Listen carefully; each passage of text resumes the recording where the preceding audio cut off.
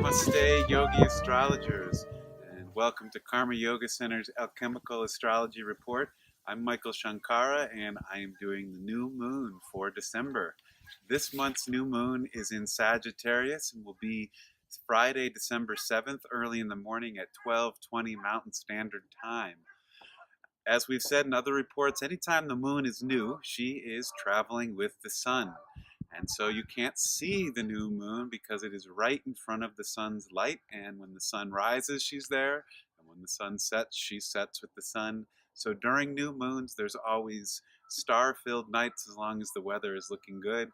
And at least in the northern hemisphere, it's winter here, and we get crystal clear nights with those stars in the skies, which I love. And in this astrology report, I'm going to be focusing on a lot of talk about signs and the planets showing up in the signs. And the three main signs I'm going to talk about are Sagittarius, where the new moon and sun are, and Jupiter, Neptune, where Mars and, Pisces, where Mars and Neptune are, and the third one is Scorpio, where we currently have Mercury and Venus. And I'm going to start off with the sign of Sagittarius and the planet Jupiter. Katrina and myself have probably referenced in our reports earlier this month about Jupiter moving into the sign of Sagittarius. And Jupiter is an outer planet that goes around the sun once every 12 years. So basically that means Jupiter spends its time in a sign for 1 year. The sun, as a counterpoint example, spends its time in a sign for 1 month. So Jupiter holds that energy for a long time. And Jupiter has come home. Each planet has a home where it feels most comfortable and aligned with the values of that sign, and Jupiter is aligned with the sign of Sagittarius. It's been 12 years since Jupiter was last in Sagittarius, and if you want to look back to 12 years in your evolutionary cycle, you can look back to 2006, I believe, was 12 years ago, and see what was going on in your life. And when Jupiter comes back around to where it was every 12 years, it's a cosmic check around, and particularly around the sign it's in. So let me talk about Sagittarius. But before I say that, Jupiter will be in that sign of Sagittarius from November 2018 all the way through December 2019. And the energy of Sagittarius is the sign of truth, Mother Nature. It's the sign of the vision quest, or the hero or heroine's journey. And it is the sign of reconnecting to what your inner truth is. So let me talk a little bit more about that and what it means to have Jupiter, which is the biggest planet in our solar system, a big giant gas ball, the guru, the one that brings the light to things, the one that's the great expander of energies. And so when Jupiter comes home, it expands the energy of Sagittarius. And we're having this expansive Sagittarius energy for 1 year. Jupiter was in Scorpio for the past year, and Scorpio was the energies of the underworld, of sexuality, of what's in the shadows, of what's in the unconscious and subconscious realms. It also has to do with passion and emotion and looking at other people's energies, other people's money, other people's sexual power, other people's financial and resource power. And so it may have been a pretty intense past year for you for lots of reasons. Not to mention the summertime where we had multiple eclipses and upwards of 7 planets retrograde with Jupiter in Scorpio. Yikes. So now Jupiter has risen out of the underworld and Jupiter is hanging out in Sagittarius. Sagittarius is a fire sign and it's the visionary. The sign of Sagittarius is the archer pulling back her bow and aiming for the horizon as the visionary, taking a vision quest. Where do you want to go? What do you want to do? Sagittarius with that vision quest also connects to foreign lands, places far away. That could include ideas that are foreign. And it doesn't just have to be ideas that are from planet Earth, though Sagittarius most specifically has to do with Earth energies and the laws of Mother Nature and Mother Earth.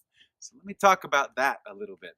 As Jupiter comes home, the biggest energy in the solar system, back to the Earth energy of Sagittarius, this is a year that can be filled with reconnecting to Mother Nature, reconnecting to the truth and the laws of nature. And the most simplest way to do this is to go out in nature. Set some time aside and take a walk. Put your feet on the earth. The ancient Mayas I think I've mentioned in other reports, often depicted their master teachers with eyes on their ankles. And that shows that the person who is connected to Mother Earth, when he or she walks upon it, can see things, can learn things, can open up to the truths and the mystery of Mother Nature. The other part of Sagittarius is that truth and vision quest. Many of you may be familiar with Joseph Campbell, who was into the archetypes of many different mythologies around the planet. And one of the quotes that he said that I really enjoy is, "The biggest gift that you can give yourself is to know yourself." And I would add on a little Michael Shankar to that, because I feel like he would approve of that. Not only to know yourself, but to be yourself. It's one thing to know who you are, but then it's courageous to step forward and be that. To be that to yourself first, to trust that what you're feeling is something worthy to speak and not hide it, to trust and know yourself in your emotions, to know both your masculine and your feminine side, and to know most specifically that you are a child of Mother Nature, meaning that you're not separate from the natural world. You're not alienated from it. You're not risen above it because you can use an iPhone and technology and drive a car and possibly eat GMO food and convince yourself that you've overcome the laws of nature. It's not to say that technology and the man-made things are bad, but we've been on a course for at least since the Industrial Revolution, and maybe since 2,000 to 6,000 years ago, a path of the patriarchy. And there's nothing wrong with patriarchal masculine energies. In fact, this can be a time of rediscovering the truth of what true masculine energy is. True masculine energy has the power to create positive structure and boundaries and a pathway to follow. I'm standing on a pathway here in Littleton, Colorado. They have a fabulous walking system called the Highline Canal.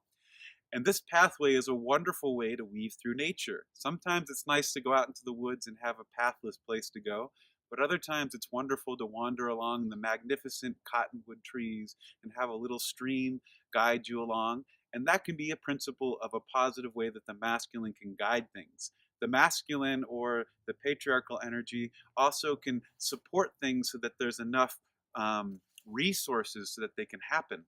And we need that. So we need to rediscover ways that we can be in positive relationship with the masculine. But that being said, the masculine and the technology has overcome a lot of the feminine intuition and the feminine natural way that our bodies connect to the earth.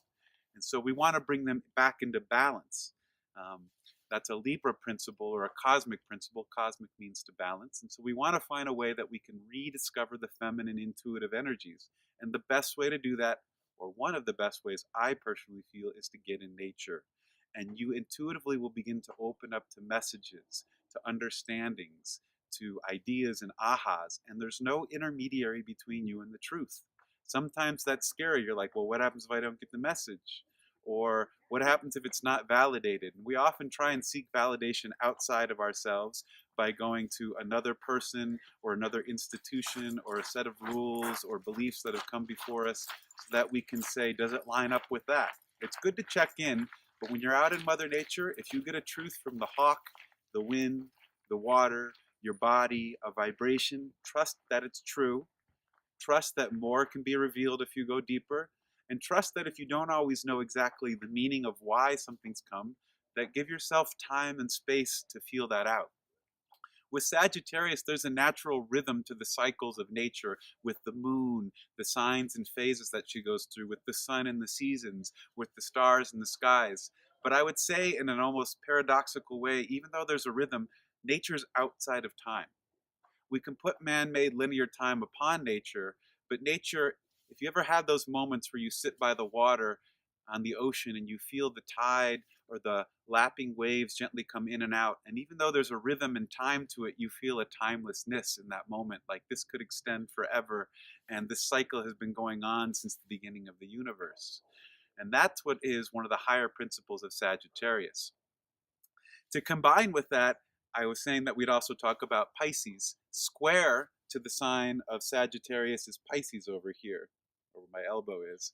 And Pisces is, when it's in its high principles, spirituality and energy and compassion and no boundaries in time and space. And right now, Neptune is also at home. Neptune assigns itself to the, or connects to the sign of Pisces. And so Neptune and Jupiter are both in their home sign, and Neptune is saddled up right next to Mars. This is an interesting conjoined connection of planets because Mars is the masculine energy, the willpower. It does connect to the sun, and it's the ability to stand up and be into what you desire and how we initiate ourselves in the world. And Neptune is diffuse.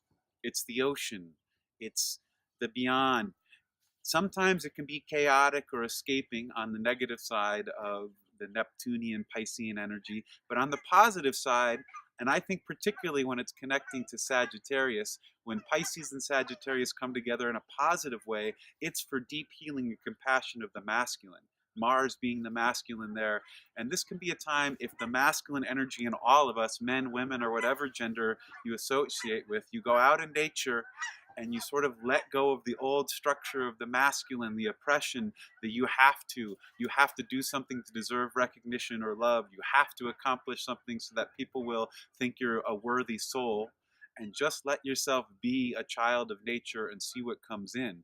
This can be a wonderful healing time for that masculine Mars energy, particularly when it's saddled up with Neptune and Pisces.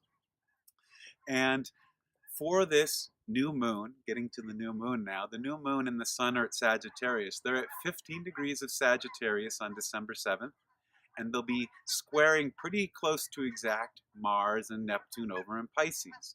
Now, many times in astrology, we may refer to squares as challenging and hard or dynamic or energizing. I'm going to look at the positive side of this square. A square brings something to the forefront of attention.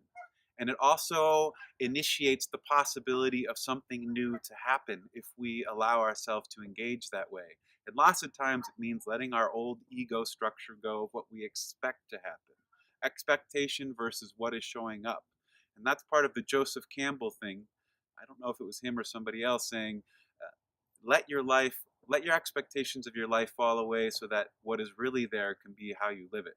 I totally butchered that quote, however it's supposed to be, but I think you get the gist of it. Let whatever is happening in your life, the natural flow, be the truth of your life as opposed to what you expected it to be or what you think the impositions of society or parents are supposed to be. So this square of Mars and Neptune to the sun and moon at 15 and 13 degrees of their respective signs can be a beautiful healing opportunity for the masculine. And the sun and the moon represent in our ego bodies our heart, how we express ourselves on the sun side, and the moon is your emotional body. And so this can be healing of the heart and emotions and getting into those subtler and subtler. And subtler doesn't mean weak. Like atomic forces are subtle, but we know that opening up the power of an atom is powerful. So getting into the subtler levels of our emotions and not being blocked by the grosser ones of anger, disappointment, madness, etc., etc., etc. The other big aspect that I want to talk about, I have to look at my notes down here on the earth, make sure I'm covering everything, is Scorpio. Right now, Venus is in the sign of Scorpio. She had been retrograde for 40 days and risen out of the underworld. She's now the morning star. So if you get up early in the morning, she'll be out there about an hour before sunrise on the eastern horizon. And she just passed her brightest point, but she's still pretty darn bright in the morning. And Mercury, who is retrograde until the 6th, the day before the new moon, Mercury will station and go direct, but it's dipped back out of Sagittarius and into the sign of Scorpio. And so we have Mercury, which is communication, and Venus, which is self-love and values and expression, both in the sign of Scorpio. And so this can mean generally going deep with communication and emotions and doing some healing. I say healing because both Venus and Mercury already passed through the sign of Scorpio a couple months earlier, and they're dipping back in one last time, and that's a perfect expression of Mercury retrograde. Mercury retrograde is all about going back and making things good, right, better, or balanced. And maybe this is an easier time to do it because they're in opposition, almost, at least Venus is, to Uranus, Uncle Uranus, as Katrina says. And this could be a surprise revelation or a gift of a new electric understanding of communication with a loved one, or really with yourself. You should count yourself as a loved one.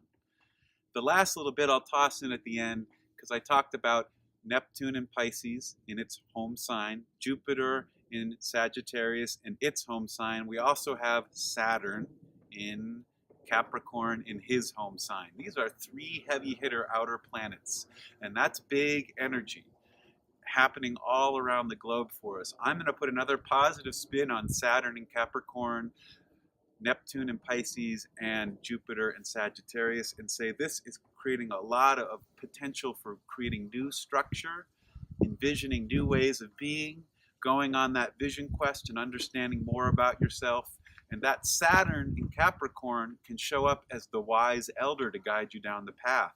The energy that says, I've been down here before, either as a person or as a society or as a planet, and give the wise direction to say, stay within these boundaries, trust me, this is the channel to go on.